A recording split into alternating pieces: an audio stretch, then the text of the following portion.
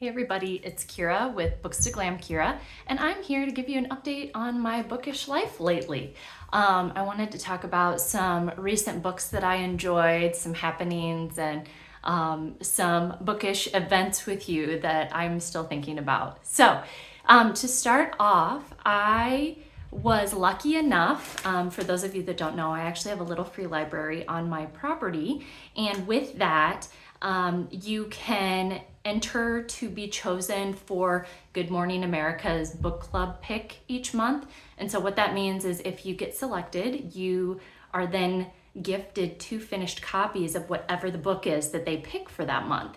And so I was lucky enough to be selected for the October book drop. And obviously that has since been dropped in the little free library, but I did keep one, and that was Mitch Albom's new book called Twice. It is really beat up. This was the first book that I've ever tabbed all the way through because I enjoyed it so much, and I really, I roughed it up. I read it in a couple days, and so it's not pretty. But this was a great one. If you haven't read anything by him, I think that he makes books that are great for conversation. So if you're looking for book club selections, we actually had a book club that picked The Little Liar by him. And then he's also the author that wrote Tuesdays with Morrie. So if you haven't picked him up, I strongly encourage you to do so. This was an interesting take on the concept of, if you were given a second chance at life, would you take it? And so it's kind of this, like, he can repeat an instant in his life, but once he does it a second time, he has to live with the consequences. So basically, if the second time doesn't turn out just even better than the first time, or if something happens, he can't go back and do it a third time. There are exceptions to the rule, such as love and passing, death. It's inevitable, and so he has to make a lot of choices. And so it's kind of this deeper meaning of, you're not learning from your mistakes, you're correcting them. And so I don't know, I just think it's very thought-provoking and great for again, just talking through in a book club. So I would strongly recommend that. Another book that I read this month, I actually got my husband talked into doing a buddy read with me, and we don't tend to like the same stuff. So we kind of both of us went out of our comfort zone, and we decided to together pick up the first book in the Dungeon Crawler Carl series. So for those of you that have read it, you're like smiling, you know what I'm talking about. This was major FOMO. I've just heard so much about this series, and I'm like, oh no, there's no way I'm gonna like this. This isn't in my realm. But I needed to know, right? I needed to know who this Princess Donut was that everybody was raving about. And I will say, I had more than on one occurrence, I had people telling me, you need to read it physically, but also listen to the audiobook. And I get it now. I get why. There's some critical pieces in the book that you absolutely need a voice associated with it. And again, I'm speaking vaguely so that I don't spoil it for anybody that hasn't read it. But so my husband actually picked up the physical, and I did the audio. And sure enough, we got about halfway through, and he was asking my password for my audiobook because he wanted to listen to it. So that was a whole thing. I will say, it was quite the performance, and that first chapter, it sucks you in right away. So, I don't know I guess I could kind of talk a little bit about the beginning. Basically, this man finds himself in a situation where, a big part of the world has been wiped out, and he is kind of stranded it's just him and his ex-girlfriend's cat. And he's like a tough ex-military, I think he's ex-military, tough guy. And he's outside when this happens, and he's like in just boxers and his ex-girlfriend's pink Crocs. So, I mean, it really paints the picture in the first chapter. And so it's set up kind of like a video game concept where him and the cat have to work through these levels to survive. So I will say, red flag for me, yeah, I've played some video games. I'm not like huge into video games, so I wasn't sure if this was gonna be for me. But again, the audio was such an experience. You gotta do it. You've gotta at least read the first one. I do have a friend that's gone through the entire series up to the ones that have been released this far.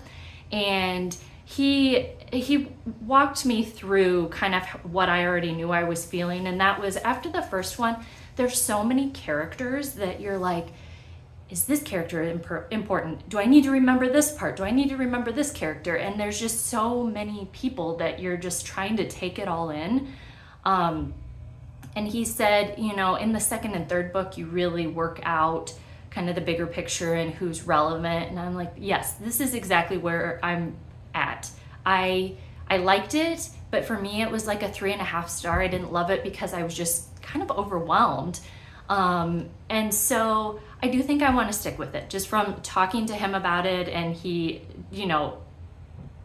nailed it with the whole like, oh, I'm sure you're just unclear of what's relevant, what's important at this point. So more to come on that, but yes, fell victim to the FOMO. It was a good experience, so I definitely recommend that to others that haven't gone through that experience. The next one, this was clearly like the season for FOMOs. I had an opportunity to go to a book festival in Kansas City this year. I'm from Iowa. I've always gone to the Des Moines book festivals, and I decided that this would be the year that I wanted to go out of state and go to another book festival. And so Kansas City for me it's a really easy drive. I kind of broke it up to get there, and it was very easy to get there. But before I talk about that, I wanted to talk about the two headlining authors. You guys, this is their third year. It's the Heartland Book Fest. Third year doing this, and they got Percival Everett, who wrote James, many other books, and Taylor Jenkins Reid. And I don't need to tell you who Taylor Jenkins Reid is. I couldn't believe that. So just in their third year, how are they going to top this next year? So basically I'm planning on going every year after this because it was such a great experience. But anyway, with that being said, when I signed up for tickets, I'm going to be very honest when I say this. I haven't loved Taylor Jenkins Reid's books. I've liked them. I think my favorite was probably Daisy Jones and the Six, just because I liked the unique writing style, and I think that was the first one that I read by her, so it was just kind of my first experience with her. But I've read quite a few others. I read Evelyn Hugo. I read, gosh, I'm trying to think. Malibu Rising. I think I've read like 6 of her books, and they were just so for me, because a lot of them, it's like that celebrities behaving badly or kind of surface level, and I, as a reader, really want the emotion. I want to feel something when I'm reading a book. It's not always good emotion. I mean, some of the historical fiction that I read can really get to you, especially knowing that it was based on real happenings. So I digress. Anyway, I hadn't felt a lot with her books. And so at the time I was just gonna go see TJR, and I hadn't read Atmosphere because I'm like, oh, it's just gonna be another instance. Well, here we are with FOMO. I picked up the audiobook. It's my favorite book. It's my favorite book by her. It's probably gonna be in my top 5 this year. It blew me away. And the reason that this worked for me was because, for those of you that don't know, it's based on a woman that's trying to pursue her career with NASA. And it's a very male-dominated career area. And not only does she have that going against her, but she's also got a lot of family, personal situations that she's working through. So nothing is handed to her. She is having to strive and overcome. And so there it is, right? There's the deep emotional impact of what this woman is having to do to basically make her dreams happen. And it's pitched as a love story, but there's more than just like your typical love story. a found family love there. There is a greater, again, I don't want to give anything away, other family members that you have a love for and you want to provide and help them to succeed and overcome. And so it's more than just a typical love story. I will say, I've told some of my friends this story, but I was actually finishing the audiobook at work. I was sitting at lunch in the cafeteria, had my headphones in, and I had like an early lunch because I had an event that day, and I was in the last 10 minutes of that audiobook. I was sitting straight up in my chair, and I was so emotionally wrecked in that 10 minutes. I'm just sitting there in the blankness of what had just happened, what I had just listened to. And I didn't know if I was going to cry or what I was going to do, but I sure as heck did not have my mind set on eating food in the cafeteria at that time. So it wrecked me. And then I'm like, how am I supposed to pick up another book? This was amazing what I just experienced in that last 10 minutes. So it gave me a bit of a book hangover too. So I clearly changed my tune about seeing TJR in Kansas City, and what an experience it was. So for that, I went. It was in October, and again, I just had the Des Moines Book Festival to kind of compare and contrast to. It was, so with Kansas City, they had multiple library locations that were participating in this book festival, and so Percival Everett was on one night. What an experience, greatly impactful. He kept, in all of his interview questions, he was very humble, and it was important to him to point out that it's the art. It is people's curiosity and people's experience with interpreting art. And he says that he is creating art with his writing. He writes for himself, but if someone can perceive the art in a way that is impactful to them and they get a message, then that is the message that he wants to convey. So he just kept bringing it back. And again, obviously with the situation that we are currently faced in America, the importance of people remaining curious and continuing to read and to continue to be educated on a variety of different things so that we can make opinions based on the knowledge that we learn from books. Very impactful. And then the next day we were at the downtown library location. I got to see the really cool parking garage that has the book spines. If you haven't seen that, it's really fun and great for photo taking for Bookstagram. But we went to a couple workshops and got to see some different book influencers and authors. We went to a historical fiction author chat where I had met one of the authors before, and the others were new to me. And then we concluded the day with Taylor Jenkins Reid. That location was packed. They could have filled a huge auditorium with the amount of people that wanted to see her. I'm still blown away that they got her there. So props to them. And then the other thing was, for both of the author events, the headliners, they gave us copies of both. I was not expecting that. Like, they didn't promote it, so I don't know if it was a last minute thing, but I was blown away at the generosity. So not only were we gifted copies, they both took the time to sign our books, and I can't find the initial page. They both took the time to sign our books. TJR obviously did not customize, but wow. I never would have guessed that they would have done that for us. And even during the event on Saturday, there were free copies of books throughout the festival, different age ranges. You know, you've got middle grade, you've got children's storybooks, you've got adult books, young adult.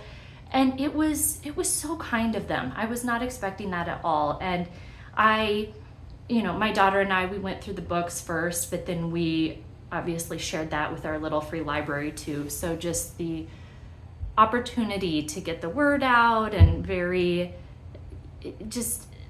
the community that they have there. It was so kind. We had such a great time, and I can't wait to go back next year, and I can't wait to hear what authors will be there. Also, while I was in Kansas City, I went to this place called the Rabbit Hole. If you haven't heard of it, check it out. Go to their website.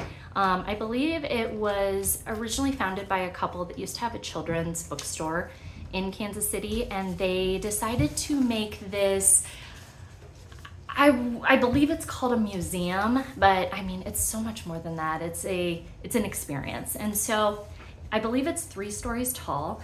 Again, it's called the Rabbit Hole. And you go, and they have staged a variety of children's books. So you'll go into one corner and Madeline's walking on the side of the street, and then you go around the corner and you see No David and he's making a mess, and then you've got up above your head, you have Where the Sidewalk Ends. And I know they're still building a lot more, but as an adult, I didn't have my child there. She's definitely going to come with me, and we're going to experience that together sometime. But as an adult, the childhood nostalgia in that place, I could not stop smiling. It was such an experience. Even the books that I hadn't heard of, they have conveniently placed a bookstore at the end of the entire museum. So of course I picked up some of the books that I didn't recognize so that we could learn them together and then go back and see it again. So again, the Rabbit Hole in Kansas City, go check it out.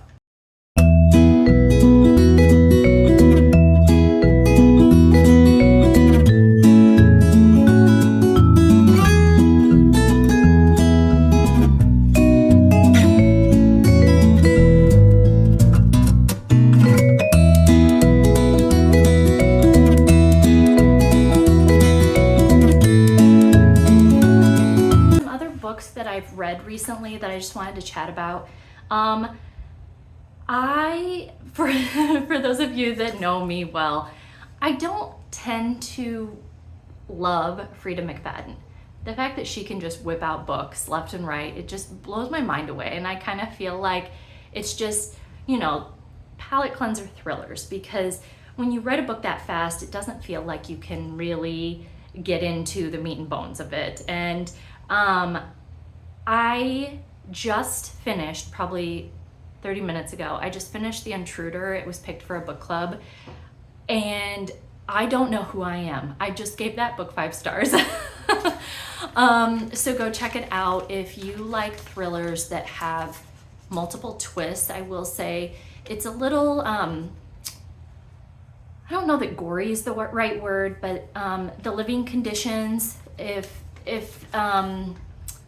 poor living conditions for a child are a trigger to you, some parts can be a little rough. And the entrapment for children, I think, can be a trigger as well. But I mean, Freida, it's a fast-paced thriller. You can get through it in a day, but I think this is, well, I know that this is the best one that I've read by Freida thus far. I think I've read 3 by her. So yeah, I'm just surprised that I liked it that much. So thank you, book club, for getting me to give her another chance. Now, something else that I'm reading that I'm not loving is I was given an arc of Sophie Cousin's new book that comes out in November. It's called And Then There Was You. And again, I'm seeing that there are bad reviews. I'm not reading them. I was just mainly looking at the average rating on Goodreads, and it's a little low. But I try not to read into the wording on the reviews until I'm done, so that I can kind of make an honest opinion just based on my thoughts. But I understand why it's a little bit lower. So if you're thinking about reading this, obviously Sophie Cousins writes the rom-coms, and this one has, very early on, I would say in the first 2 chapters, you find out that there's a science-y AI element with regards to dating. And so it's different for her, but I don't hate it. It's just, I as a reader, if there's going to be some science-y, and I know I've said this like a broken record, but in all of my fiction, I want it to make sense. I want it to have logic to my fiction. And so there are some parts where it's like, oh, how would it do that? Why didn't we think of that? Why? So I have a tendency to be nitpicky when it comes to this stuff. And that's why I'm like, okay, this isn't feeling like a 5-star to me just because of that. I'm already seeing bits that, like, in my logical brain, it wouldn't make sense, or that wouldn't happen, or we would have known that and that would have been avoided. So I'm just speaking vaguely here, but I think that's maybe why, or if people are just used to kind of the lovey-dovey and they don't want this techie aspect, that maybe, they didn't realize that that's what they signed up for. So that's where I'm at. I am at the 50% mark, so we'll see the outcome of that. But yeah, I just wanted to share a little bit about what's going on in my bookish life. I'd love to hear what's going on with yours. We're getting close to the end of the year, so I'm wondering what's top of everybody's list. Like I said, atmosphere is going to be up there for me. I need to work through, I know I had a lot of great reads at the beginning of the year, so starting to kind of figure out where it all fits for me and what my top books are going to be. I also just wanted to say really quick, for anybody that recalls me saying this in a past video, at the end of August, I set a goal for myself to read down my TBR. And so what I decided was I was going to read 5 books on my physical TBR. So that meant books that I owned. Doesn't mean ARCs, those are in a separate category. It doesn't mean library books, and it doesn't mean pretty much anything that I didn't purchase. And so the goal was to read down 5 before I purchased a new one. And I'm still going strong. I did have a little slip up where I had read 4 books instead of 5 and I bought a book, but shortly after that I finished the 5th one. So I'm back on track. I thought I was gonna totally lose it when I went to Kansas City because I didn't know what to expect, right? I didn't know for one, I didn't know we were gonna have all these free books available to us. And I had every intention of buying Atmosphere after I listened to it, and then I found out that we were gonna be gifted a copy. So I am still going strong. So now I'm on to my next grouping of 5.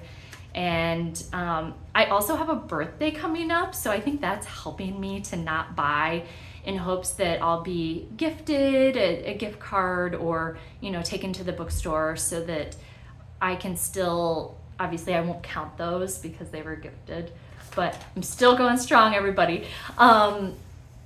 It's gonna be a different story at the beginning of the year because we've got, obviously, our go-to authors have new books coming out and it's gonna be really hard. So if I can make it through the end of the year, I'm gonna count that as a win, and we might have to reassess at the beginning of 2026.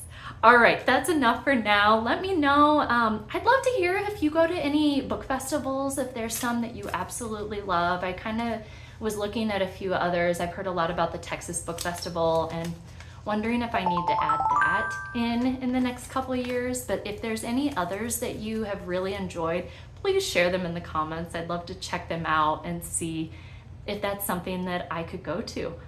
All right, thank you so much for watching my video. Stay tuned and we will talk soon. Thanks, everybody.